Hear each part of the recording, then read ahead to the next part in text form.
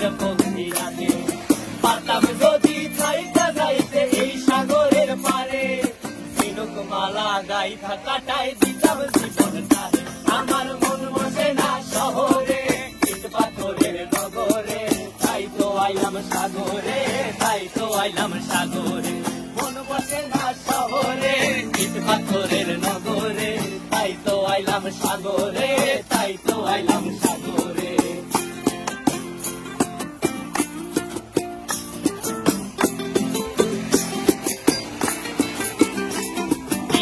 জলেতে ভাষায় দেব মনের দুঃখ যত